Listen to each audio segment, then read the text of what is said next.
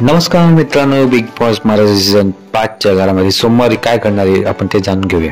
त्या तुम्ही चॅनल नवीन channel subscribe करा, नवीन चॅनलच्या बेल आयकॉन क्लिक करून ठेवा। बिग बॉस मराठी सीझन 5 च्या घरामध्ये उद्याच्या भागामध्ये म्हणजे सोमवारी नॉमिनेशन तास पार पडणार आहे। या नॉमिनेशन तास मध्ये प्रत्येक सदस्याला 2 सदस्यांचे नाव नॉमिनेशन मध्ये टाकायचे आहे।